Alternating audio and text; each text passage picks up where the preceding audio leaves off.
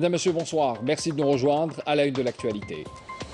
Le général de corps d'armée, Saïd Chengriha, chef d'état-major de l'armée nationale populaire, a reçu aujourd'hui à Alger son homologue mauritanien en visite officielle dans notre pays.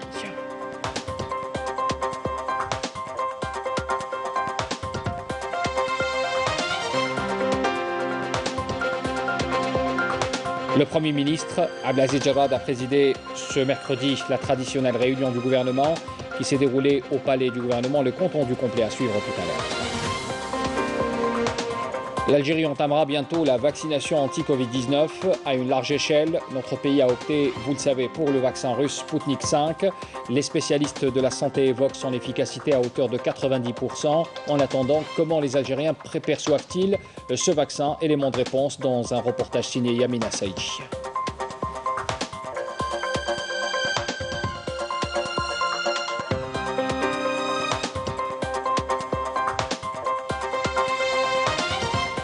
Retour également dans ce journal sur les opérations de lutte antiterroriste et contre la criminalité organisée menées par des éléments de l'armée nationale populaire durant la période allant du 30 décembre jusqu'à hier, 5 janvier.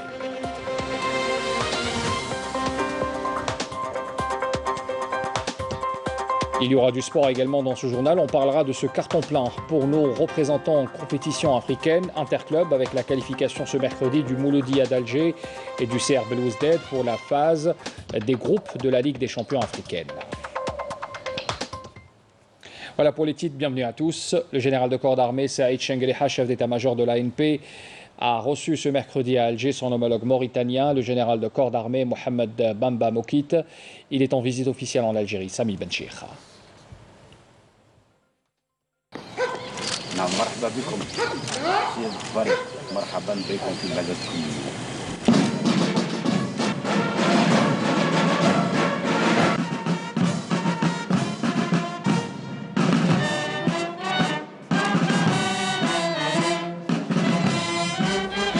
La cérémonie d'accueil a été entamée par le salut de l'emblème national et la présentation des honneurs militaires à l'hôte par des formations issues des différentes forces de l'armée nationale populaire. Ont pris part à cette rencontre le secrétaire général du ministère de la Défense nationale, les commandants de force et de la gendarmerie nationale, des chefs de département et des directeurs centraux du ministère de la Défense nationale et de l'armée nationale populaire, ainsi que les membres de la délégation mauritanienne.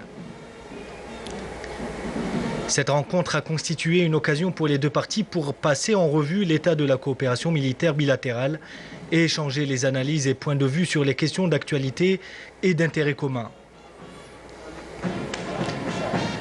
Après avoir souhaité la bienvenue à la délégation militaire mauritanienne, le général de corps d'armée a souligné que cette visite revêt une importance particulière pour les deux pays frères et qu'elle leur permettra sans nul doute de développer leurs relations, notamment à la lumière de l'évolution du contexte sécuritaire prévalant dans la région. Tout d'abord, je tiens à vous remercier d'avoir honoré mon invitation, tout en vous souhaitant la bienvenue en Algérie, votre seconde patrie, et aux membres de la délégation qui vous accompagne, en espérant que votre séjour parmi les vôtres soit fructueux et agréable. Votre première visite en Algérie, qui revêt un intérêt particulier pour nos deux pays frères, permettra sans doute le développement de nos relations et constitue une opportunité pour hisser la coopération entre nos deux armées dans les domaines d'intérêt commun, notamment à la lumière de l'évolution du contexte sécuritaire dans la région.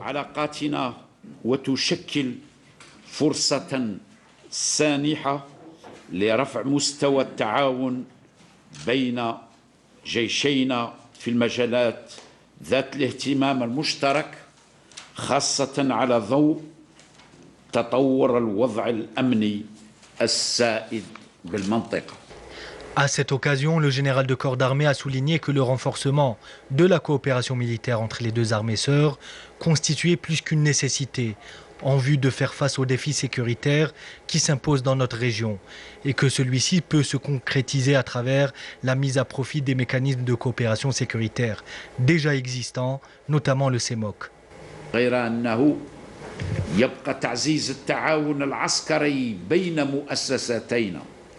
À cet égard, La consolidation de la coopération militaire entre nos deux institutions est plus que souhaitable en vue de faire face conjointement aux défis sécuritaires imposés à notre région et examiner les voies et moyens à même de permettre à nos deux armées d'assurer leur mission dans ce contexte empreint de risques et de menaces de tous bords.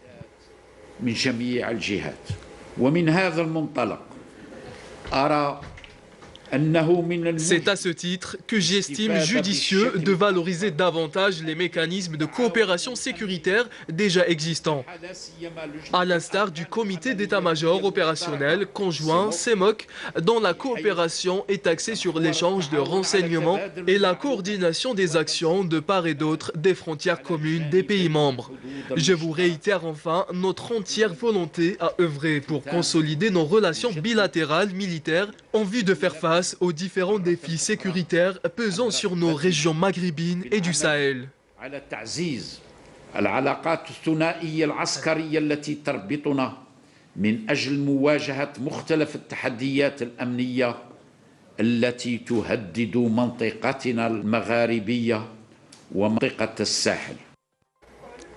À son tour, le général de corps d'armée, chef d'état-major général des armées mauritaniennes, a valorisé les relations historiques profondes qui lient les deux pays frères, présentant ses remerciements à l'Algérie pour le soutien multiforme qu'elle apporte au peuple et à l'armée de la Mauritanie.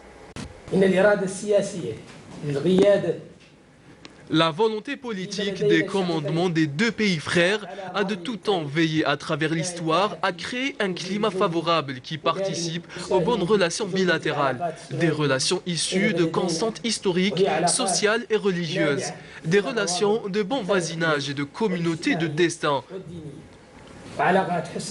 Je saisis cette occasion pour exprimer toute la considération aux positions inébranlables qui font honneur à l'Algérie sœur aux côtés de la Mauritanie en temps de crise et devant les risques qui menacent notre sécurité nationale.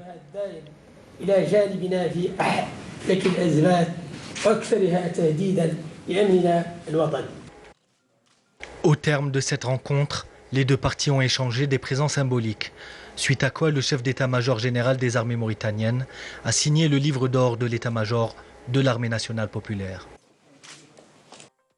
Le chef d'état-major, le général des armées mauritaniennes, Mohamed Bamba Mokit, avait poursuivi également ce mercredi sa visite en Algérie pour son deuxième jour. Il a été reçu notamment au niveau de l'établissement de l'habillement et de couchage en première région militaire et également à l'école de commandement et d'état-major de Tam el-Foust, Mounana Walhamoudi.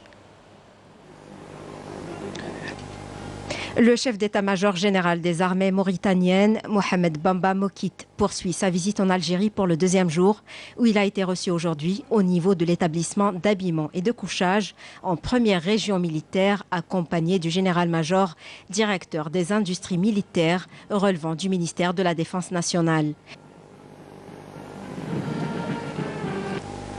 La délégation a été reçue par le directeur de l'établissement d'habillement et de couchage, où les membres de la délégation mauritanienne ont visité les différentes structures de l'établissement et ont reçu des explications sur les différentes activités et les produits de l'établissement. Lors de sa visite, le chef d'état-major mauritanien a affiché son admiration pour la qualité des produits ainsi que pour la compétence du personnel de cette entreprise qui contribue à la promotion du textile industriel national. Au terme de la visite, le chef d'état-major des armées mauritaniennes a signé le livre d'or de l'entreprise. Au niveau de l'école de commandement et d'état-major à Tam el-Foust et après la cérémonie d'accueil par le général-major, commandant de l'école, ainsi que par le général-major, commandant des forces terrestres, et le général-major, directeur de l'industrie militaire, un exposé a été présenté devant les membres de la délégation mauritanienne.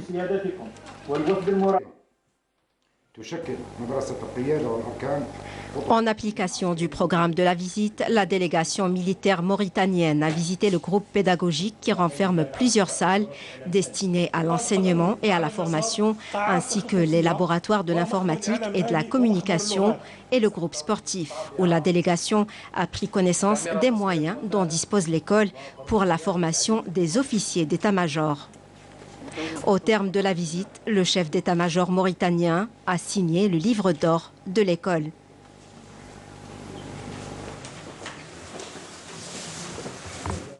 Le Premier ministre Abdelaziz Jarad a présidé ce mercredi une réunion du gouvernement qui s'est déroulée au palais du gouvernement.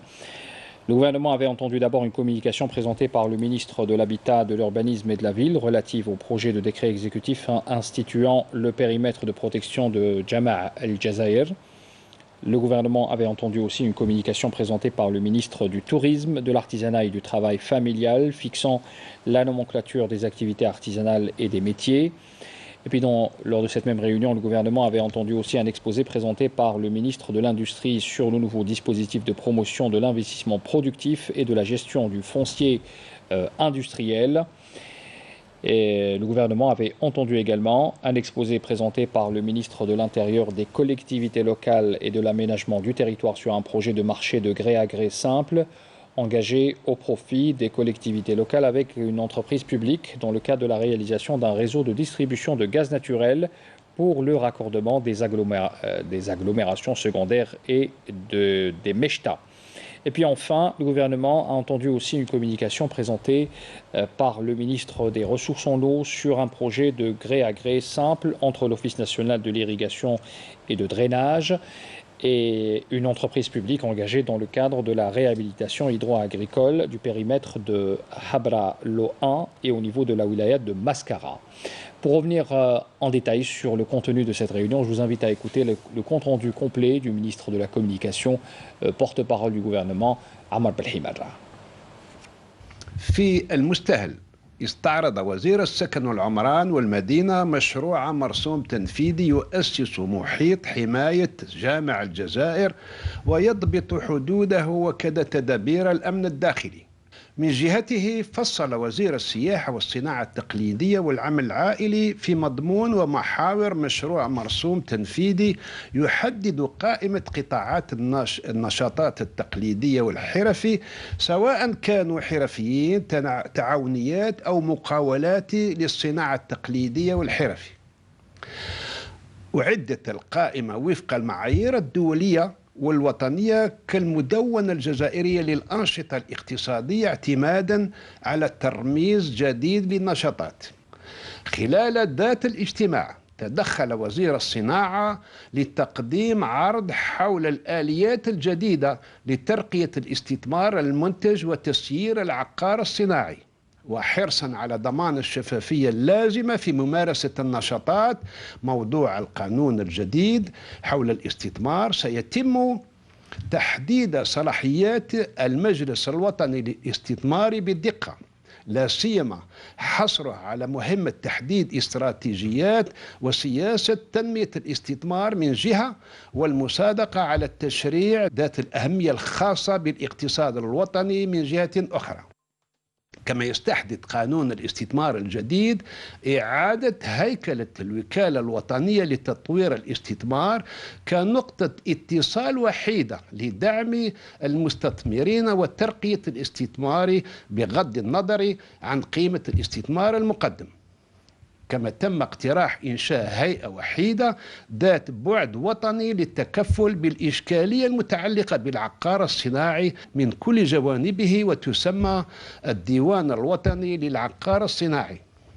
في ختام الاجتماع جدد الوزير الأول التأكيد على أولويات الحكومة المتمثلة في العمل على تحقيق جملة من الأهداف أبرزها محاربة البيروقراطية دون هوادة، لا سيما في مجال الاقتصاد والاستثمار، تحرير المبادرات وتطوير المقاولاتية، تحديد رزنامة زمنية للانتهاء من عملية تحيين وإثراء النصوص القانونية، مكافحة آفة التبذير بإعادة النظر في التنظيم المؤسساتي وترشيد المصاريف العمومية. كما ذكر الوزير الأول بالتوجيهات التي قدمها السيد رئيس الجمهورية بمناسبة تقييمه للأداء الوزاري، ملحا بشكل خاص على الإسراع في تحسين وضعية مناطق الظل، إصلاح المنظومة المالية والبنكية، التعجيل في رقمنة قطاع الجمارك،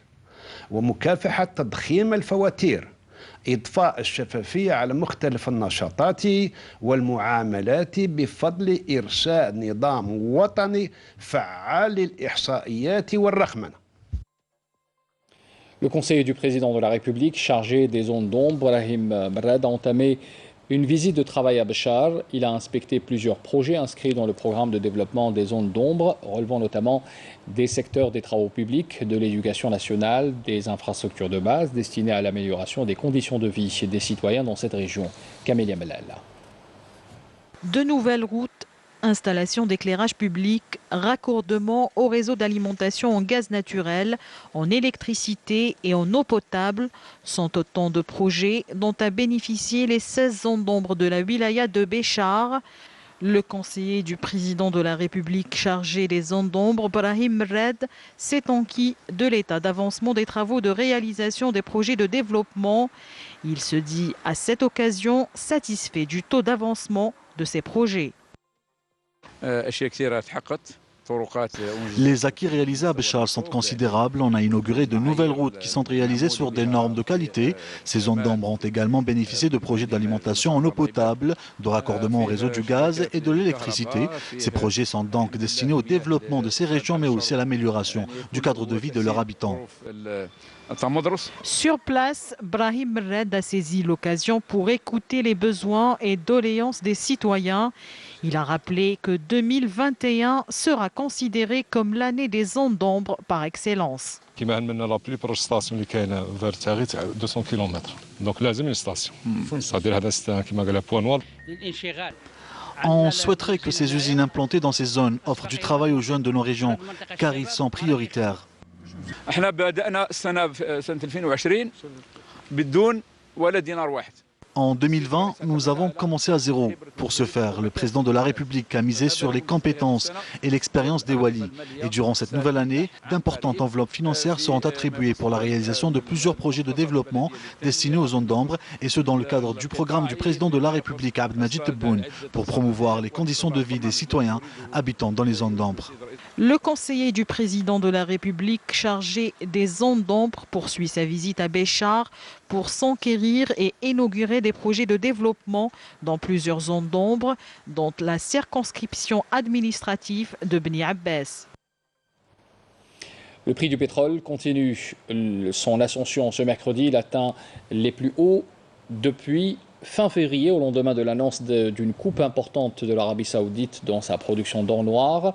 Ce matin, le baril du Brent de la mer du Nord, sur lequel est indexé le Sahara Blend algérien, gagnait 1,58% à Londres par rapport à la clôture d'hier. Il affiche les 54,50 $.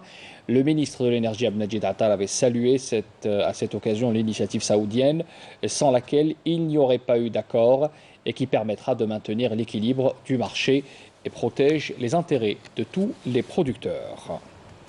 Une journée d'études a été organisée aujourd'hui par le ministre du Commerce et le ministre délégué chargé de l'économie, du savoir et des start-up. Il a été question de la nouvelle vision économique et des nouveautés introduites au sein de la loi de finances 2021, en particulier l'encouragement de l'investissement hors hydrocarbures. Les intervenants ont souligné que la loi de finances accorde un intérêt particulier pour le secteur du commerce, dans le sens où la volonté de faire baisser l'importation et encourager l'exportation figure comme un objectif prioritaire. Les start-up sont également concernées en leur fournissant toutes les facilitations nécessaires. On écoute. فيما يتعلق بقطاع التجارة هذه المرة أخذ حيز هائل. Le secteur du commerce a été concerné en grande partie par la loi de finances, que ce soit concernant la rationalisation des importations ou l'encouragement de l'exportation, ce qui est très important pour notre département, mais aussi pour l'économie de notre pays. بتشجيع الصادرات وهذا شيء مهم جدا. 2021 يشهد تدابير جديدة تخص الشركات الناشئة. La loi de finances 2021 renferme de nouvelles mesures concernant les start-up, ce qui reflète l'intérêt qu'accorde le gouvernement aux start-up en vue de sortir de l'ancien modèle économique vers un modèle économique durable.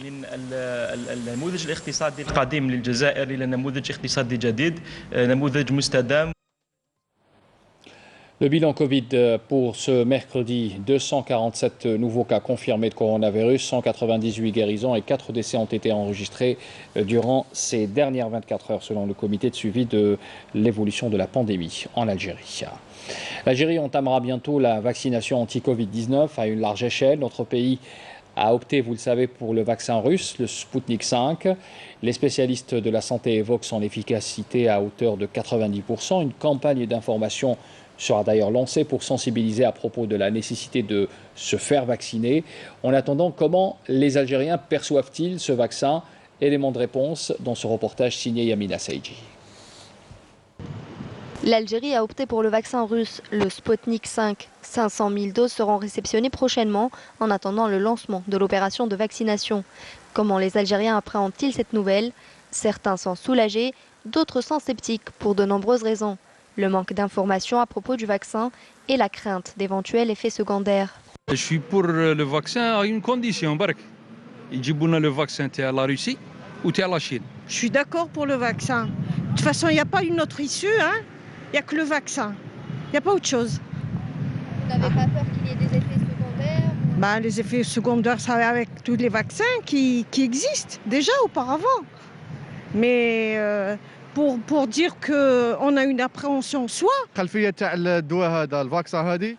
Je ne connais pas les effets secondaires du vaccin, donc je préfère ne pas me vacciner. أنا شوي كونتر لو فاكسان شوي كونتر على 100% ما نديرهاش والو يجوني للدار يطبطبوا يقولوا لي يا ودي تفيدك نقول لهم نو جي با بيزوان دو فاكسان كل maladie هذه سيتي المالادي très grave c'est nocif pour la santé de chaque personne il faut se vacciner. Le Sputnik 5 a fait ses preuves en termes d'efficacité. Il a été approuvé et homologué par les autorités sanitaires algériennes.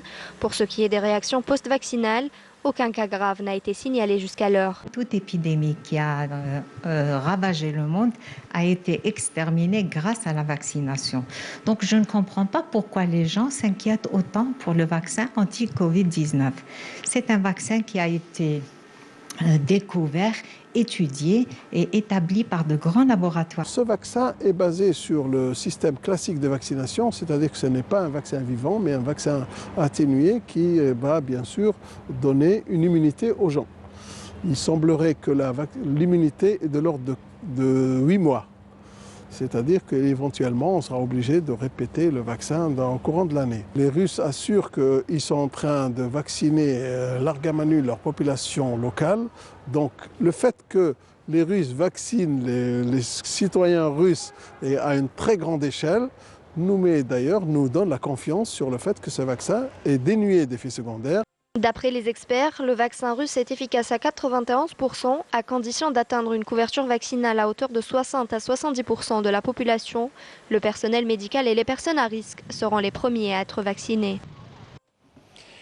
La vaccination des semis, une nouvelle méthode de traitement des plantes qui consiste à utiliser des stimulateurs de défense des plantes comme alternatif agroécologique pour réduire l'utilisation des pesticides conventionnels. Une pépinière de la wilaya d'Alger l'a adoptée depuis quelques années. Reportage Nassera Kihli, le récit de Karim Haïfa. La vaccination des semis, une alternative aux pesticides et aux OGM. Une prouesse technologique adoptée par cette pépinière algéroise pour donner aux semis d'aubergines, poivrons, tomates ou autres cucurbitacées les moyens de se défendre eux-mêmes en renforçant leurs propres moyens de défense grâce aux stimulateurs des défenses naturelles des plantes. La vaccination de ces semis est aujourd'hui plus que nécessaire pour améliorer la santé des plantes par stimulation de leur défense naturelle. Par ailleurs, nous avons près de 40 employés en CDI, en pleine saison, cumulant près de 150 ouvriers agricoles. Une fois prête, la production des semis est commercialisée dans 18 wilayas du pays, notamment celle du sud. Une dizaine de techniciens est chargée de vacciner les semis avec des stimulateurs de défense, appelés également héliciteurs, dans le but de réduire l'utilisation des pesticides conventionnels. Après une formation dans un institut spécialisé pour devenir technicien supérieur, j'ai été recrutée dans cette pépinière où j'ai acquis beaucoup d'expérience, notamment dans le traitement des semis avant leur mise sur le marché.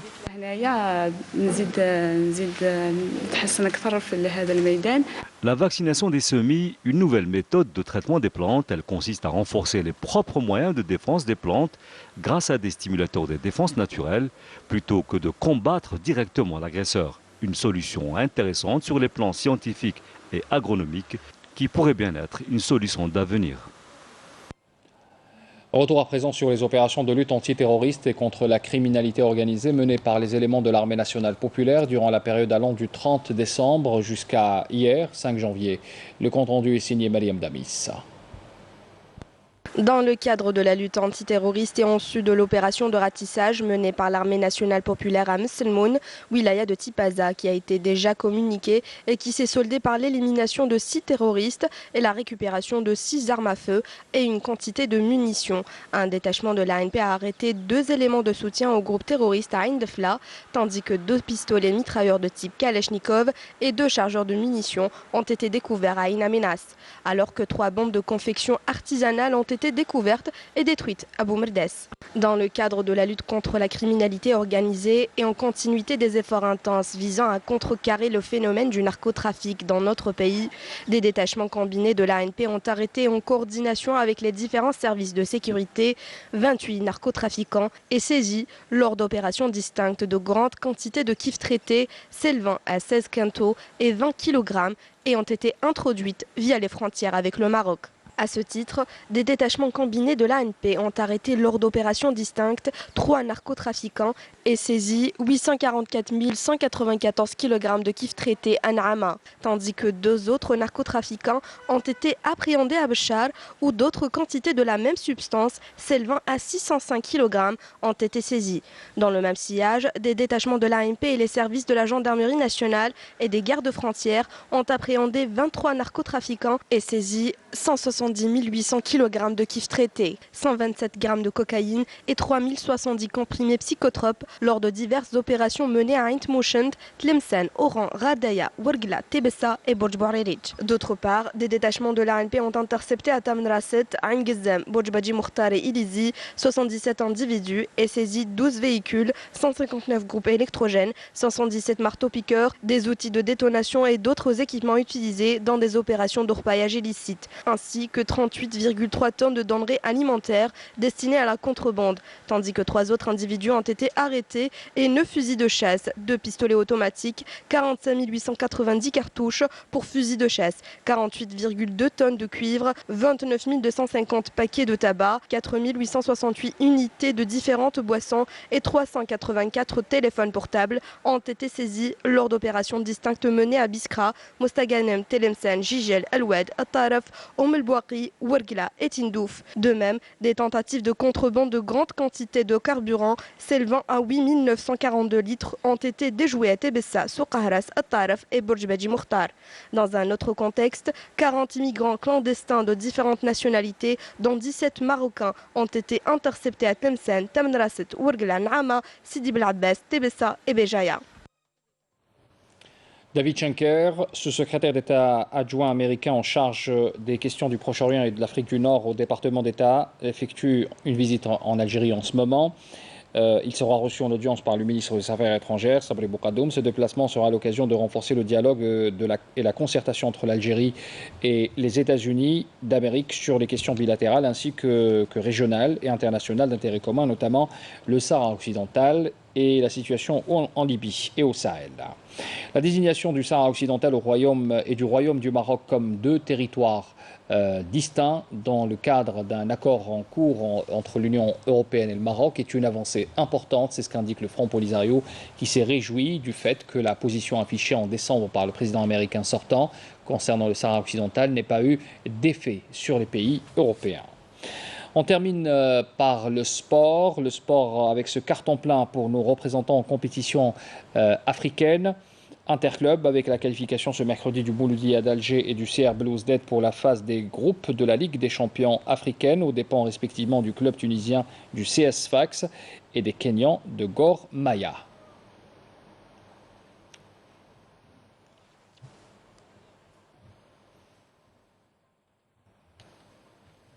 C'est la fin de ce journal, merci de l'avoir suivi. Je vous souhaite une excellente soirée, très bon week-end, je vous retrouve dimanche.